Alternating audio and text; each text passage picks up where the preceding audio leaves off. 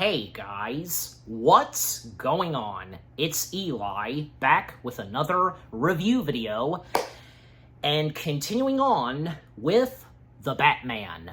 The Batman animated series from 2004, yes.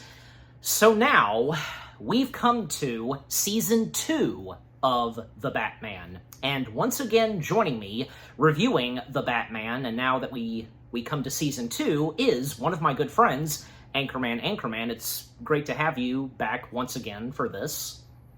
Hello, thanks for having me. Yes. So, Season 2 of The Batman. Well, a recap on the first season. The first season, it was pretty good. It was a pretty good start for this variation of Batman in the world of animation. And where in Season 1, he, for the first time, would meet these first batch of villains, and from there on, and, how the public so far feels towards the Batman, the Gotham City Police, and he's considered a vigilante, and especially because what happens at the end of Season 1, a good friend of Bruce Wayne's, most notably, because being turned into an iconic Batman villain and such. Season 2, this is where we would get some more new villain faces, and there would be kind of a slight change to Season 2. I mean, with all of the seasons of The Batman going through changes and its storyline and such, yeah. And I think what Season 2 had to offer was pretty good. Just by season, things just keep getting better. And, again, with some new villains that we get, some that we hadn't seen yet, returning favorites, of course, like Joker and Penguin, Catwoman, Mr. Freeze, and sometimes some of these villains, crossing paths and sometimes teaming up. And just like in the first season, we would get one-off villains in episodes of The Batman, and for Season 2 in this case. And how very slowly but surely, and up to the end of Season 2, that's when the police are now at least settled down some on the Batman's presence in Gotham. But overall, I really enjoyed Season 2, and with what the storyline in Season 2 had to offer, really good. Okay, Anchorman, now we turn over to you, because what are the first things you have to say about Season 2? I think it's a fun season. I think I like how it continues the Batman and his journey with the cops, like how it starts off not trusting him, and then they trust him a little, and then he fights the various bad guys and fights some newer faces. And I do like the episodes of him and Ellen Yen. Those are probably my favorite episodes so far of the show. Mm-hmm. And I think it's a solid second season for sure. Mm-hmm. And in your point of view, you can tell, right? Because in what I was saying, that by season, changes and kind of different vibes to the Batman. And how do you feel about the second season? I feel like these two seasons are I like how it's Batman going solo, but then the rest of the show he finally has the Bat family sort of with Batgirl and Robin. Yes, but until we get to say Season 3 and from there on, so yeah. But so there you go. The first things we have to say about Season 2. Now getting down, and breaking down, I should say, and going through Season 2, and just like how, we did with the first season, and how we'll continue when we review the rest of the show. But so, what do you want to, we can start with you, Anchorman, because what's the first thing you want to talk about of Season 2? I really like the Laughing Bat episode. Ah, yes, the one where Well, because basically, that was episode 4, The Laughing Bat. Where basically Joker, as it reads in the description / the story, Joker dressed as Batman begins a new reign of terror in Gotham when the real Batman tries to stop him. Joker injects him with a poison that will cause him to laugh to death, unless he can come up with an antidote. But yeah, this was pretty interesting because out of nowhere, and it's nice to see that the citizens of Gotham, the news anchors and the policemen, it doesn't take them that long to realize that it's not actually the Batman, it's the Clown Prince of Crime, who's impersonating the Dark Knight / the Cape Crusader and, of course, causing mayhem in Gotham, and how he's doing it, impersonating Batman. But, I thought this episode was interesting, and it's interesting and cool to see Joker in a bat suit. Obviously he made that bat suit himself. Like, it's not like he broke into the Batcave and such, but yeah, just him, like, causing mayhem, and yeah, because when the Joker injects that poison, which, yeah, laughing gas and such, and a few bad times for Bruce when Bruce Wayne is Bruce Wayne, and when, the laughing starts to kick in, yeah. And even a moment where the Penguin makes an appearance in this episode and coming face to face with both Batmans, Batman himself and the Joker dressed as Batman. Even poor Penguin, he gets a whip of that poison as well, yeah. But we'll turn over to you, Anchorman, because what do you have to say about the Laughing Bat? It's an interesting episode. I never really expect Batman to be infected by some kind of Joker toxin. It's like a very creative way of doing it. And I don't know, it's interesting to see the Joker in a Batman suit and he fails miserably impersonating Batman. Yes. Like, he basically just commits crimes that are harsh. Right. And anything else to mention? Like, as I mentioned, like the Penguin making an appearance in this and his encounter with both Batmans. I thought his interaction with the two Batmans I just like how he thought it was weird how they were both acting different. Yes, of course, yeah. And Penguin being quick enough to be aware that it's Joker just as the Batman. Yeah. Yeah. Okay, so so there's that. And of course we can't forget to bring this up, and because, again, more new villains stepping into Season 2, some that we haven't seen before until now in Season 2. And one of them, most notably, and that being in, Episode 2, which being Riddled. This is the debut, finally, of the Riddler himself. And this Riddler being voiced by the one and only Freddy Krueger himself, Robert Englund. Yes.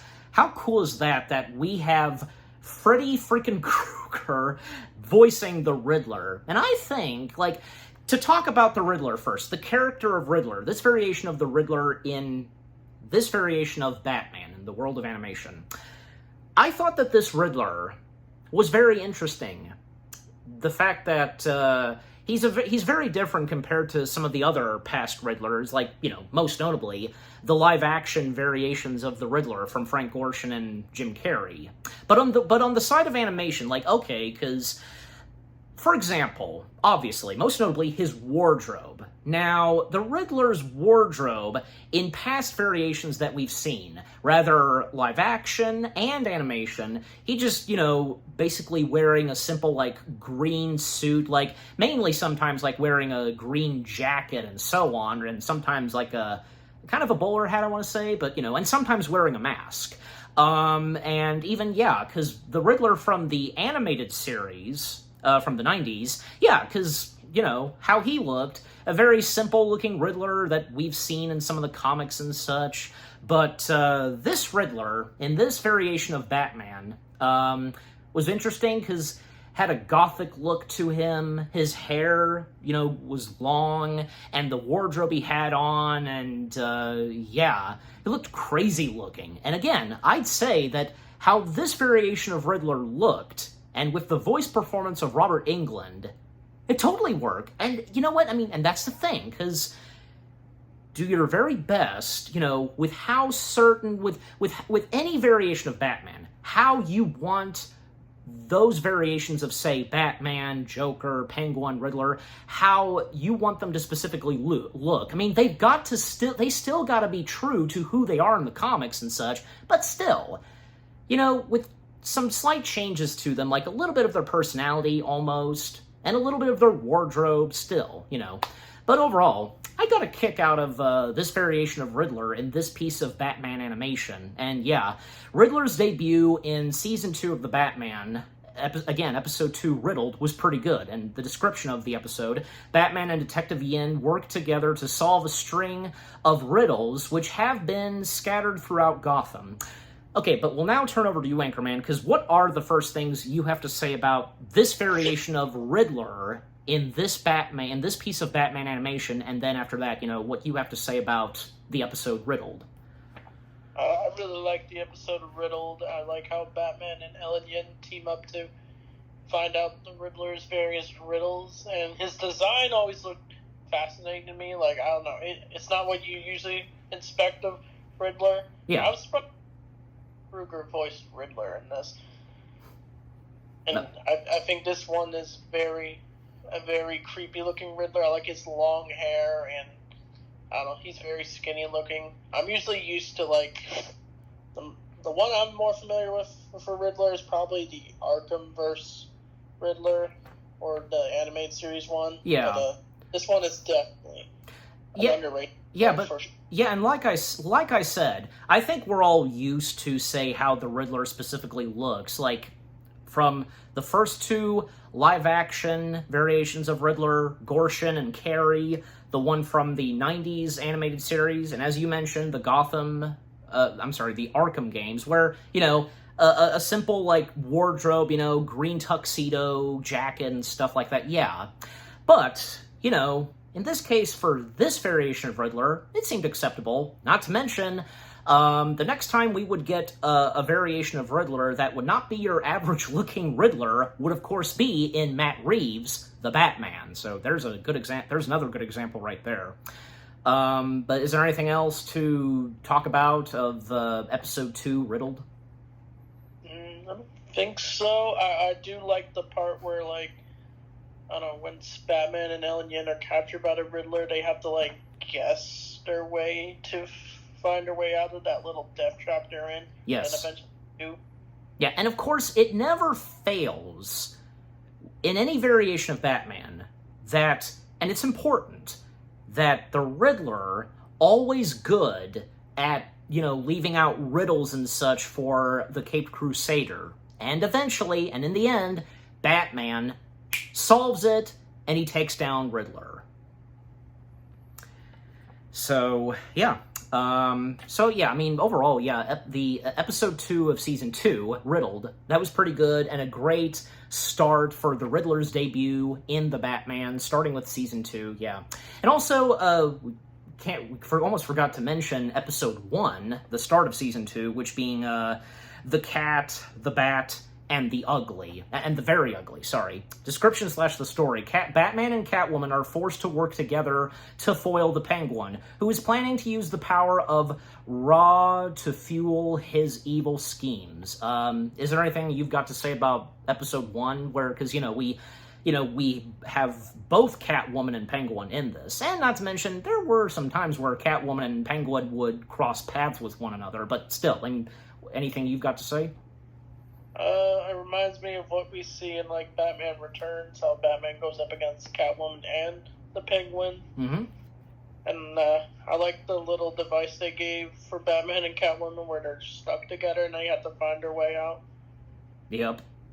Yeah, and as for me, well, couldn't have said it better myself, because, yeah, what goes down in Episode 1, the start of Season 2, was pretty good. And what way to start off the second season is but to have both big villains, arch enemies of Batman, Catwoman and Penguin, and the situation that each of them are in and such, and most notably with Penguin. Yeah, and most notably because, can't forget that, one of the most memorable times that Penguin and Catwoman, teamed up and such was, of course, in Batman Returns. Yeah, that's the most notable time in any Batman variation where, yeah, Penguin and Catwoman, formed an alliance, for a while. Yeah. Okay. And yes, now let's come to, say, Episode 5. Yeah, Episode 5, Swamped. And this was the debut of Killer Croc in this variation of Batman. Description / the story. Killer Croc, a half-man, half-reptile, plans to submerge all of Gotham in water so that he can steal from the city. Yeah, so again, this being the debut of Killer Croc, being voiced by good old Ron Perlman, and he's no stranger to doing something Batman because, well, mainly voice acting, because, yeah, the last time / first time he voiced one of the Batman's enemies was Clayface in the 90s Batman animated series. Yeah. Yeah. Killer Croc in this variation of Batman, well, did not disappoint. And with Ron Perlman's voice performance, oh yeah, I mean, totally having the perfect voice for Killer Croc and such, and yeah.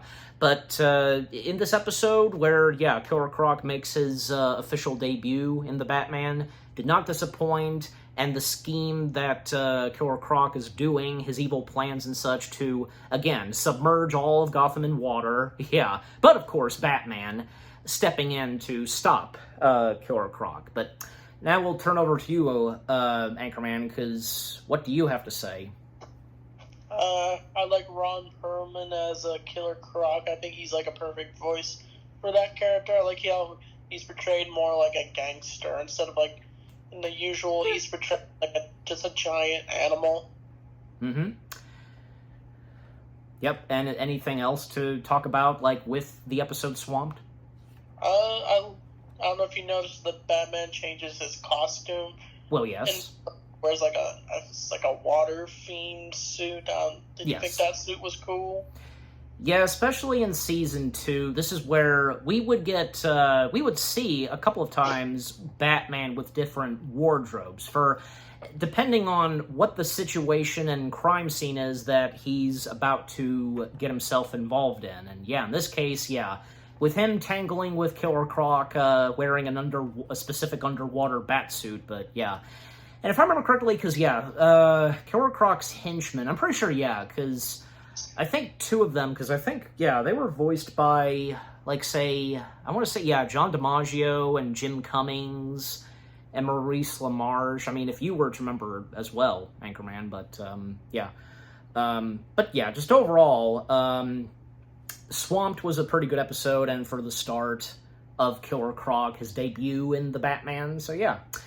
Okay. After that, well, episode 6. Yeah. 6 fingers. Episode 6, Pets. Once again, we get the Penguin. And this episode, I remember very well watching on Netflix. And, yeah, description / the story of Pets. Penguin discovers a sonic device that allows him to turn Man-Bat into his slave. Meanwhile, Alfred must deal with a raccoon that has found its way into the Batcave.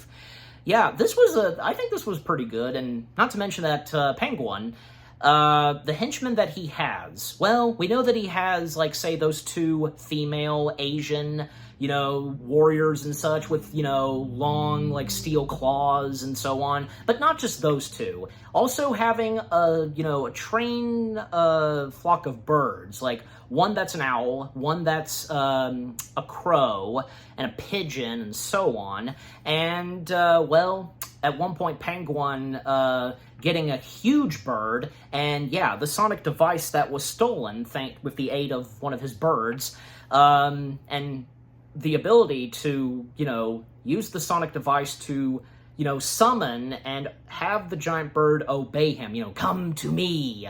Little does Penguin know at first that sonic device is actually signaling Man-Bat. Yeah. And yeah, Man-Bat once again appearing in season 2. And yeah. and Dr. Kirk Langstrom, once again being voiced by good old Peter McNichol, hearing that, he's the only one that can hear this. It's like, best example, it's like only dogs can hear the specific sound of a whistle. So that's kind of what it is. So Dr. Kirk, aka Man-Bat, is the only one that can hear this from the sonic device, Penguin's voice calling to him unintentionally. But yeah, and the team up that Man-Bat and Penguin have is pretty cool, and what goes down in this episode. But yeah, we'll now turn over to you, Anchorman. Anything you've got to say on pets? I've always been afraid of raccoons. I mean, I like Rocket Raccoon, but the raccoon subplot was definitely out of nowhere in this episode. Yeah. I like how Alfred at least got the raccoon at the end. But the Man-Bat and Penguin storyline, I did see it. I liked how they brought him back, but through the Penguin. Mm-hmm. Yeah, and thanks for reminding me that. I just about almost forgot. Where, yeah, also what's happening in this episode, yeah, Alfred dealing with that raccoon, that was pretty funny. And to clarify, because Rocket Raccoon, he's the only raccoon that you're not afraid of? Yeah. Okay, then. All right. Yeah, I mean, I don't blame you, because anybody would have a phobia for raccoons, but thankfully, not in this case per se, Rocket. That's good. But yeah. But just overall, yeah, episode 6, Pets, that was pretty good. Yeah. And now, episode 7, which being Meltdown. Now, this is where we once again get the returning appearance of Clayface, who used to be Ethan Bennett. Description / the story. Despite intensive rehabilitation, Ethan Bennett again takes the form of Clayface in order to seek revenge against Joker. Now, again, what happened in the first season, and which being the finale, of season 1, well, Joker letting out some gas that got into Ethan. He was coughing it and such, and it was causing him to literally melt and to turn into, like, clay and such. And boom, he became Clayface. And because of that, boy, because it was the dark side came to him and just, yeah, and Ethan Bennett was in there somewhere, just, yeah. And what goes down in episode 7, yeah, and, I mean, who can blame Ethan Bennett, because it's understandable, and besides, I mean, this is Joker we're talking about, but, you know, yeah, and not to mention that, you know, at least, like, you know, Clayface, Ethan Bennett, he was kind of doing a good thing where, you know, he was, trying to, you know, stop Joker and such. Not to mention, he does at one point turn himself in, and with the help of Bruce Wayne, you know, proving and trying to help, you know, prove Ethan's innocence, and even offering Ethan a job at Wayne Industries. And it actually works at first. Ethan is okay and, you know, getting a job and such at Wayne Industries, not being a detective anymore, but at least, you know, he'll be in good hands at Wayne Industries, especially by his best friend, Bruce Wayne. But, yeah, unfortunately for poor Ethan, that really doesn't last long. And, well, because, yeah, especially because still having Joker popping up in this episode, and, yeah, even because, you know, Bruce Wayne, now Batman, not to mention Detective Yin being there, trying to get Ethan under Clayface to snap out of it, and just, yeah, and getting him to trust them and so on, just, yeah, it's really good. But we'll now turn it over to you, Anchorman, because what do you have to say about Episode 7, Meltdown? I'm glad they answered what was going on with Ethan Bennett after season 1. It was nice to see him get out of prison and be friends with Bruce again. Yep. But it's unfortunate that he goes back to being Clayface and embraces the villain side. Yeah. And, yeah, again, especially with what Joker had done to him, and, you know, and then what do you think on that? Because, you know, him seeking revenge on Joker, and, you know, everything else that goes on in that episode. Like, what more do you have to say? It reminds me of other reasons why certain characters don't like Joker, like how what he did to the Jason Todd Robin when he would go on to be Red Hood. Yes. I know that's a random comparison, but for Ethan Bennett, it makes sense for him to go after the Joker because he did awful things to him. Uh-huh. Yep. Yeah. And it's unfortunate because for a while, and at the end of this episode, Yin and Bruce, and even Batman, they lost Ethan Bennett, and now Clayface is now taken over. But at least we'd have to wait a little while until the next time we would see Ethan Bennett, but Clayface, and at a certain point, things surprisingly would turn out good for Ethan Bennett, but until we get there. Okay, with that out of the way, Episode 8, JTV. Description / the story. Joker broadcasts his own criminal television network, Joker TV.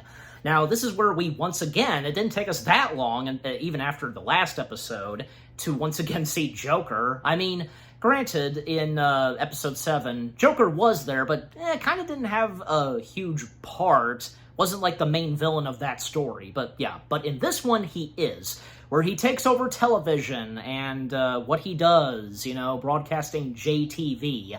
And this is the debut of a new detective that steps in, a new partner for Detective Yin, that being enter Cash Tackinson, being voiced by good old Patrick Warburton. Yes. And right off the bat, Cash, he's quite a handful, especially how he feels towards Batman, of course, But at that point, especially in Season 2, Detective Yin, she's now partnered up with Batman anonymously and privately, over the Gotham police and such. And, because Cash, I mean, and, even with Patrick Warburton's voice performance, of course he was fantastic. How can Patrick Warburton disappoint doing voice acting? And with what goes down in this episode, and Joker capturing some victims, and even hosting a show, and with JTV, and of course, Batman stepping in, taking on the Joker, and not to mention, a few of Joker's victims, I believe, it is in this episode where, some of them are trapped in these giant cards and so on, but we'll now turn over to you, Anchorman, because what do you have to say about Episode 8, JTV? I remember this episode. I'm watching it on, the Kids WB app. Mm-hmm. Only saw a little bit of it, but I like this episode. It's the Joker hosting his own TV show, and I think that kind of concept would be later used in the Arkham games, where Joker would mock you on the TV every time you get something in the game. Uh-huh. And Cash Tankinson, his character, he's funny. It's cool that Patrick Warburton's playing a cop, since he's known for playing Joe in Family Guy, who's also a cop. And he's also, in case you know about this or not, he even plays a policeman, I think sheriff as well, in one of the Scooby-Doo shows. Oh yeah, Sheriff Broadstone. I remember his character. There you go. So I mean, it's amazing because Patrick Warburton being no stranger to voice acting policeman characters. Policemen, detectives, all the kind of the same thing, but and again, because I mean, with Cash and how he feels towards the Batman and the chemistry that he and Yin have. I mean, you have anything more to say about Cash in his debut in this episode? What you asked? Sorry. Oh, sorry. Well, anything more to say about Cash? Anything more to say about Cash, and especially with how he feels towards the Batman and Detective Yin and such, anything else to say on Cash in this episode?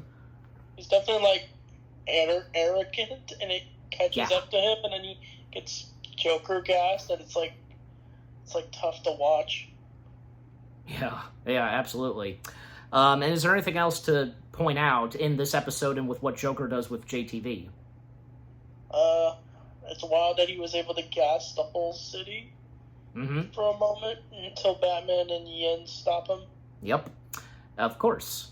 Okay, but overall, episode 8, JTV, that was pretty good, yeah. And by the way, because, to mention them, because, the 2 henchmen that Joker has, do you remember their names by any chance? I don't remember. It was like those giant dudes. Yeah. I forget. They don't really have any speaking roles, but still. Yeah, they don't. Yeah. Oh, it's just like Penguin's 2 henchmen that he has. Yeah, they don't have speaking roles, but yeah. If I remember to do so, I'll put their names in the text just to make sure. Anyways. But yeah. Oh, again, overall, episode 8 JTV, that was pretty good, yeah. So, episode 9, and this is where we would get the debut of another new villain in the Batman and such. Episode 9, Ragdolls to Riches. Description / the story. Batman finds himself caught in the middle of a game of one up mashup, between triple joint controlist thief, Ragdoll, and Catwoman. So yes, enter Ragdoll in Season 2, and Ragdoll being voiced by Jeff Bennett. Yeah, and I gotta say, Ragdoll, the first things I have to say about the character of Ragdoll, and then we'll turn it over to you, Anchorman, well, yeah, with the character of Ragdoll himself and the episode, yeah. For me, Ragdoll is a pretty interesting Batman villain. I gotta be honest, I wasn't really too familiar with Ragdoll, but it is thanks to The Batman, where, knowing this variation of Ragdoll and what he's like, I think Ragdoll, he's a pretty cool Batman villain, and with Jeff Bennett's voice performance to this variation of Ragdoll, and what Ragdoll does, his evil skills, and, he's very flexible, and makes you wonder, probably, because what he's really like underneath that mask. I want to say, maybe it was in this episode where we got to see him unmasked or something, but mostly, we see him in costume, Batman getting tangled up with Catwoman and Ragdoll, but the thing is, Catwoman and Batman, they get tangled up mostly with Ragdoll, and even when, Bruce Wayne and Selina Kyle, they get to meet, not as their other egos, and things seem to go pretty well for both Selina and Bruce, because, at a party and such, and, Bruce inviting Selina over to Wayne Manor, they have dinner, and at one point, Ragdoll steps in, and what he steals and such, and, Bruce and Selina, how they interact with Ragdoll, not to mention they put tracking beacons on Ragdoll, and a little quick montage where we see each of them suiting up and thus going after Ragdoll on his motorbike. That was pretty cool. But okay, we'll now turn over to you, Anchorman. The first things you have to say about the character of Ragdoll and the episode itself. Ragdoll's I think he's more the obscure Batman villains. I like his flexibility powers he's got. I wanted to know how he got those powers, but I don't know, his design looks super creepy, like a horror movie kind of character. I don't mean to cut you off, but just to quickly mention, I would take a guess, maybe Ragdoll, he was just born that way, born being very flexible, I presume, Maybe. Yeah, and anything else anything to say on the episode itself? I do like we see Bruce and Selina meet each other again. Mm-hmm. And it shows the Batman-Catwoman relationship. Exactly. And most notably, because one item that is stolen, especially from Ragdoll, like a portrait of a cartoon cell and such, and later on, because when Batman and Catwoman, each of them going after Ragdoll and such, and again, them chasing after Ragdoll through the streets of Gotham.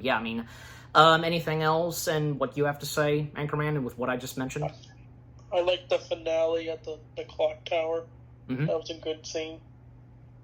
Yeah, anything else to say about the episode? I don't think so. It was a good one. Yes, it was a good one, and a pretty good one for Ragdoll's debut in the Batman. Yeah, but overall, Episode 9, Ragdolls to Riches, that was a good one. And again, that being a pretty good episode, the debut of Ragdoll. Okay, well, there's only 4 episodes left, yeah. So, Episode 10, The Butler Did It. Description / the story. Spellbinder mesmerizes several butlers to do his dirty work, including Alfred. Is it not obvious that, yeah, Alfred would unfortunately get tangled up with all the other poor butlers? But yeah, so this is another one of these episodes where we would get a one-time villain, you know? And yeah, so Spellbinder, the debut of Spellbinder in the Batman. Spellbinder was a pretty interesting character, and Spellbinder, yeah, here he is, being voiced by Michael Massey, I think I'm pronouncing the last name right, yeah. Yeah, Spellbinder, like Ragdoll, I wasn't that familiar with Spellbinder, but it is thanks to the Batman for me knowing more about Spellbinder, and this variation of Spellbinder, and what his powers are, what he does as a villain, just, yeah, it's really cool. And yeah, poor Alfred and all the other butlers residing in Gotham, you know, what they do and such, and when Bruce, and as Batman, getting to cracking the case on this and trying to get Alfred and the other butlers to snap out of it, and what Bruce attempts to do, you know, trying to... You know, like, he pretends that he's being manipulated and such, and what else goes on in this episode, yeah. But we'll now turn over to you, Anchorman, because the first things you have to say about the villain Spellbinder and the episode itself. Spellbinder was definitely an interesting villain. I like how he can hypnotize characters, and I like how it was all about Alfred, like how he captures various butlers and hypnotizes them to commit crimes. Yes. And yeah, it was interesting to see how Alfred's greatest fear is that he's going to be fired by Bruce, but it turns out he's not. Yeah, and there's no way that, you know, Bruce is going to flat out fire Alfred. I mean, even especially when Bruce, it doesn't take him that long to realize what exactly is wrong and is going on with Alfred. And when he finds out, of course, that this is happening to all the other butlers. And what Batman / Bruce Wayne does, where he pretends to be, you know, mind manipulated and such, like anything you've got to say on that, what Bruce Wayne does, you know, in order to end this, you know, with every butler being under mind manipulation? Doesn't he use, like, I don't know, like a special tactic to take him down? Yeah, he does. And he does succeed at that pretty well, yeah. Yeah. But yeah, just overall, is that it? Is that all we've got to say on episode 10?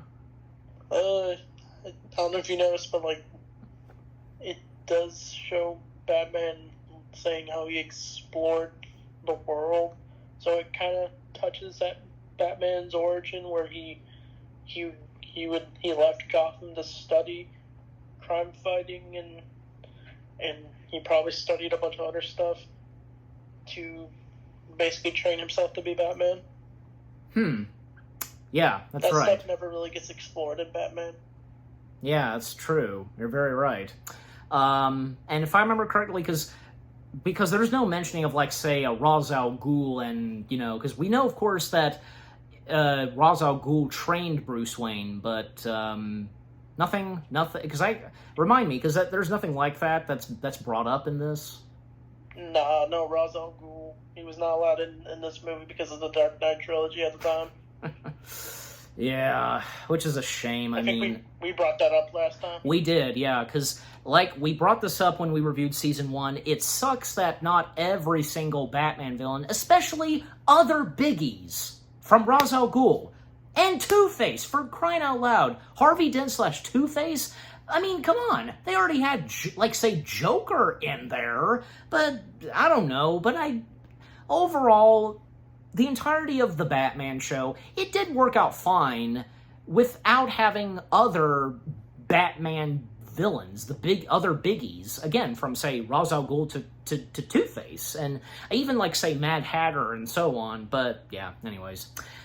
Okay, so, yeah, but overall, episode 10, The Butler Did It, that was pretty good. Okay, now, episode 11, and this would be a Halloweenish episode for the Batman.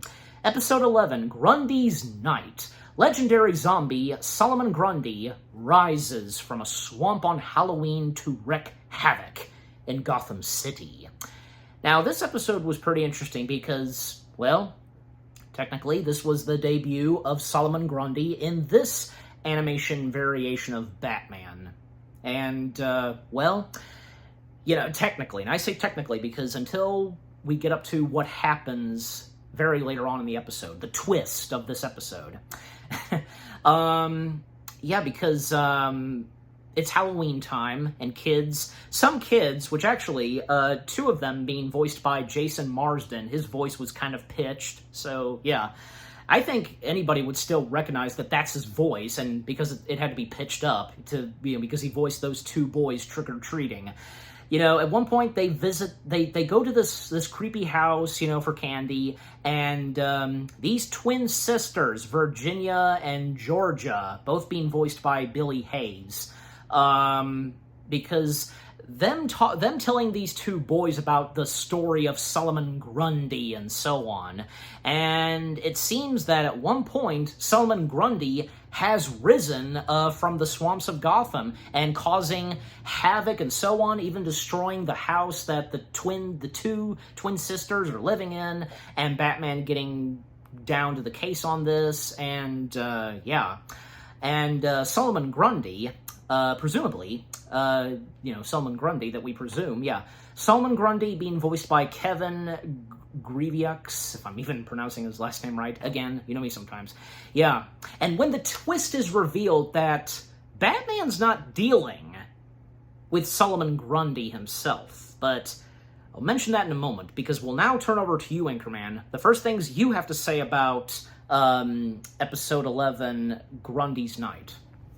I like the Halloween theme with it, and Solomon Grundy I was not expecting to see in this show, since he's usually, I don't know, he's more in, like, Justice League cartoons, but he's also, I guess you could say, a Batman villain, but his appearance is definitely interesting for sure.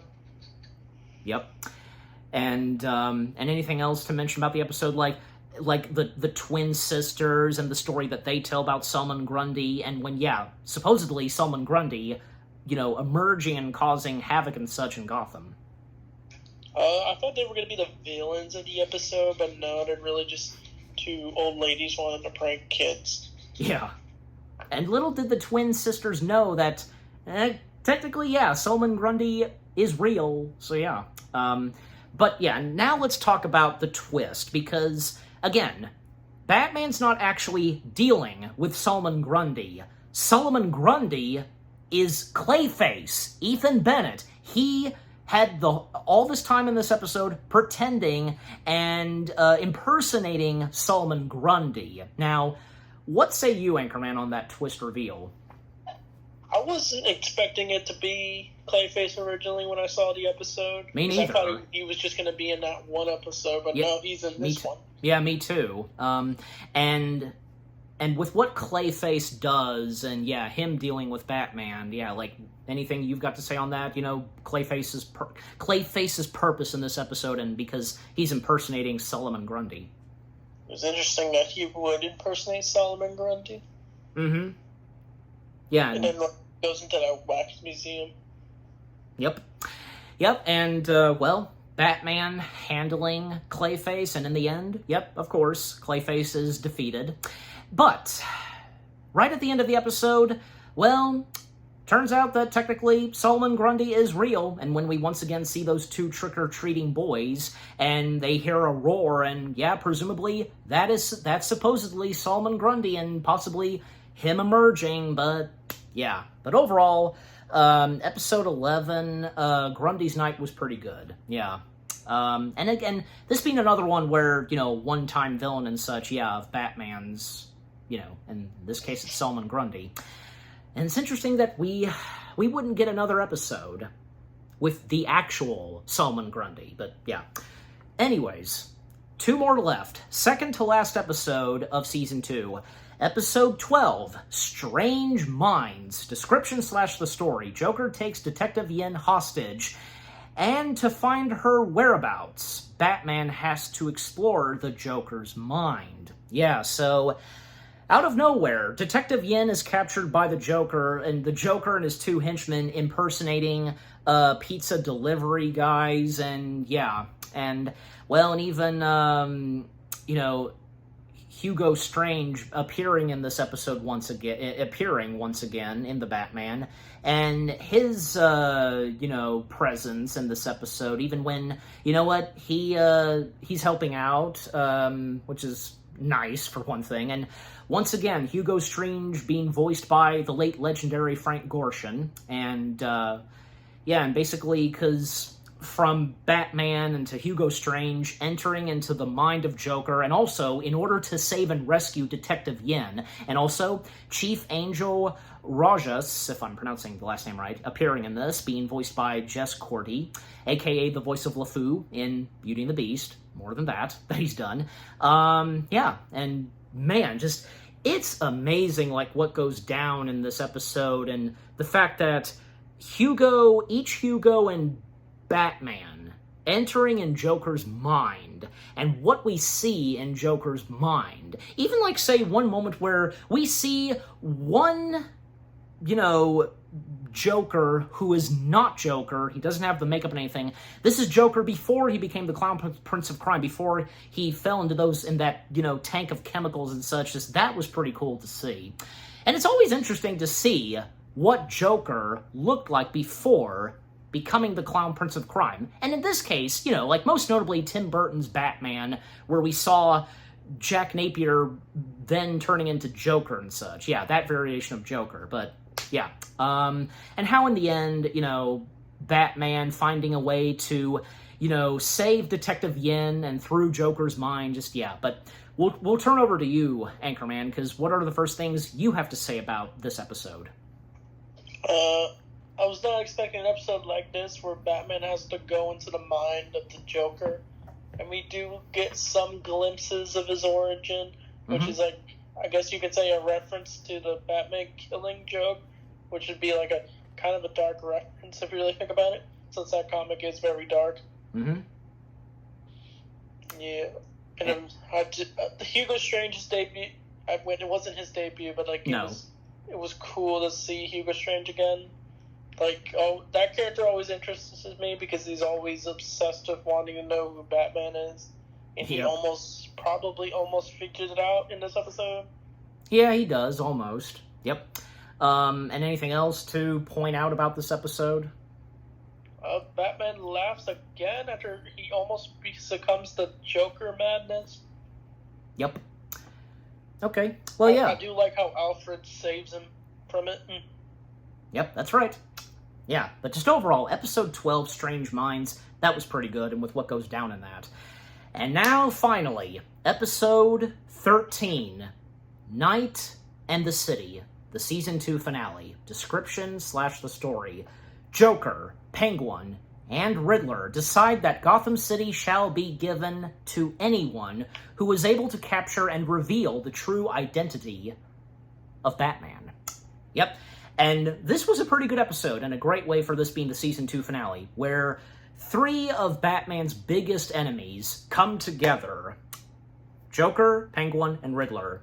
And yeah, once again, just, with the great voice talents of Kevin Michael Richardson as Joker, Tom Kenny as Penguin, Robert Englund as Riddler, and when they cross paths, and at first, them complaining and saying that Gotham's not big enough for, say, 2 or 3.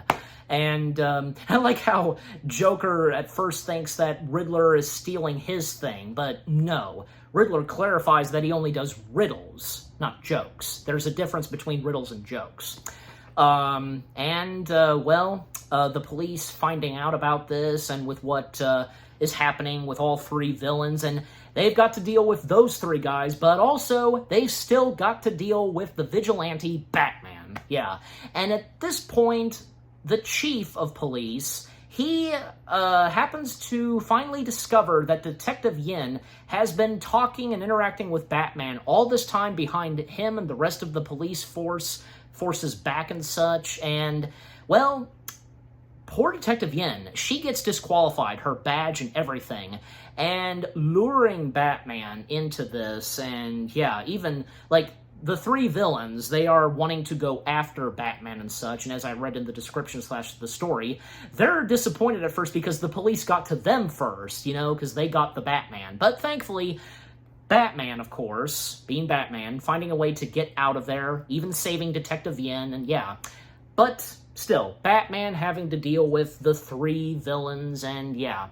And also, this is where we get the introduction, finally, of Commissioner Gordon. Okay, but now we'll turn it over to you, Anchorman.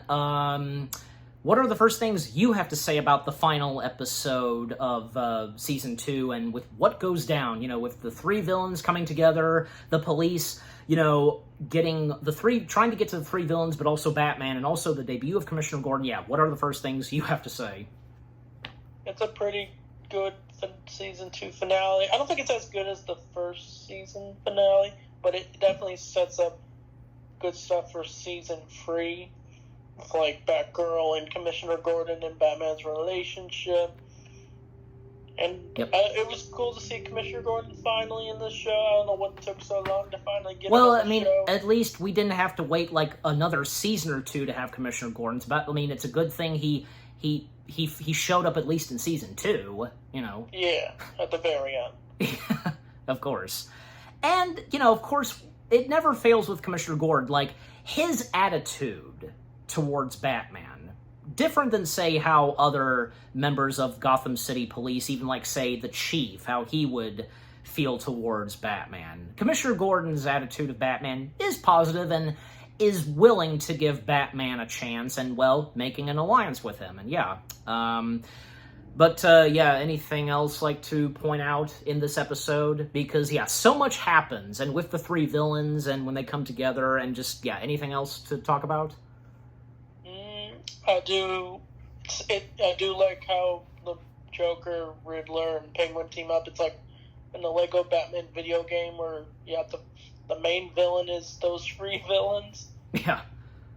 Individually. And it's also sad that this is Ellen Yen's last appearance in the show. Yeah, that's the thing, because Detective Yin was starting to become a really good character, and after Season 2, she was just flat out gone. Just, what the heck? Like, so much for Detective Yin. I mean, we would get Ethan Bennett's return, but why not Yin? I mean, we could have had so much more of her, but I don't know. I'm sure there's a reason, and it's just how it was in the show, so. I don't know. I heard she was in the comics version of the show, but I don't know. That's probably not enough. Probably so. And yeah, just again, when Batman, like, I mean, even at first, like, the three villains they take on, like most notably Joker and Penguin, they take on Riddler, and the whole thing of a competition and such, yeah. And even when Batman steps in, yeah, this was the moment that, yeah, because we've been wanting to see, where he takes on all three of the villains, and with their fighting skills, each of them, and just, yeah, it's really awesome. And how, in the end, well, and thanks to Commissioner Gordon, he actually has Detective Yin come back into the business of the Gotham Police and being resignationed as, you know, as detective and such. And, yeah, setting the Chief straight, you know, just, yeah, good on the Commissioner. And also, throughout Gotham City on the buildings, every, like, question mark being lit up, but this time, lit up with the bat signal. And at the very end of the episode, well, we would get the debut of the bat signal. And, like, the first interaction and such that the Commissioner has with Batman, pretty good. And especially, the Commissioner, yeah, relying on Batman to help keep the city safe. Most notably, for his daughter. And that is the first mention and tease that, well, clearly by next season, we are to get the debut of Barbara Gordon. and which, in this case, we do. Yes. But anything else you've got to say, and especially with what I've had to say, the ending of that episode, Anchorman? It's definitely a good ending. I like the bat signal and the partnership of Batman and Commissioner Gordon. Yep. The partnership / the alliance, yeah. And the mentioning of, Commissioner's daughter, what about that? I really like the Batgirl mention. I'm a big Batgirl fan, so it's nice to see her get mentioned. And then she finally does show up in season 3. Of course. Even before, and the thing is, and I know we'll of course talk about it some more when we review season 3, but the fact that we get Barbara Gordon / Batgirl even before Robin, that's kind of a rare thing to happen in a variation of Batman. Yeah. Yeah. And I think that what happens by the next season and how it's done, the fact that we get Barbara Gordon / Batgirl first, and then Robin / Dick Grayson, pretty well done. Yeah. But just overall, the final episode of Season 2, Episode 13, Night in the City, that was pretty good. But we're not done because I'm so sorry, there's one more episode that, this is on me, I'm sorry, because, not intentional, that forgot to talk about, and that being episode, let me pull it up, episode, well, I don't know why I didn't see it, especially, on Google. Fire and Ice. Yeah, Fire and Ice. So Fire and Ice, this is where, we would, once again get the returning appearance of, Mr. Freeze and Firefly, and, yeah, it seems very fitting that, one villain who has ice and produces cold and such, and another that produces fire and hotness, and when you put those two together, it's cool. So episode 3, Fire and Ice, description / the story. Firefly and Mr. Freeze make an unlikely pair as they join forces to plunge Gotham into a permanent winter. With the entire police force iced over, the Batman is the city's only hope for survival. Again, this episode was pretty good, and it seemed very fitting to have those two, Mr. Freeze and Firefly, join forces, and what their plans are to, take down Gotham, freeze it, and so on. Clancy Brown once again voicing Mr. Freeze, and Jason Marsden once again voicing Firefly. But we'll now turn over to you, Anchorman. The first things you have to say about Fire and Ice. I like the idea that Mr. Freeze fights Firefly, literally the fire versus ice. Mm-hmm. I do like the return of the Batman winter suit, even though it gets demolished this episode. Yeah, at the very start, for one thing. I did like the ending where the cops cheer on Batman. Yes. Yeah, the police and some of the citizens of Gotham, they cheer him on. Yeah. And this kind of convinces the chief that, okay, I'll, give him this spot, this spotlight that, he say, and to everybody, he did a heroic thing and such, I don't, even that wasn't enough to convince the chief, just good lord, even like Batman, he has a little smirk, how it's great to see that, how slowly but surely, they're starting to rely on Batman, and knowing that Batman, he's here in Gotham City to do heroic things. So, but anything else to bring up about this episode? I did like the moment where everyone gets frozen, but Batman's able to escape because of his belt. Yes. Even, he managed to send out a distress signal to his Bat computer and so on, and also, this having to do with helping, unfreeze the ice that's, caused him to be frozen. So, Mm-hmm. And again, the team up between Mr. Freeze and Firefly, they at times kind of butt heads and such, but still, with their evil plot and what happens in this episode, and, of course, Batman taking them down instantly, But yeah, overall, episode 3, Fire and Ice, that was pretty good. Okay, we've talked about that now. Good thing. Just didn't want to leave out any episode, and best we could, as the best we do when reviewing this stuff, these shows. But anyways, season 2 of The Batman. It was a good second, for this being the second season of The Batman, it was good with its storylines and the direction that season 2 took, and, with some returning faces, most notably some of the villains, new villains stepping in, making their debut in this variation of Batman in the realm of animation. And just some of the episodes that took an interesting turn.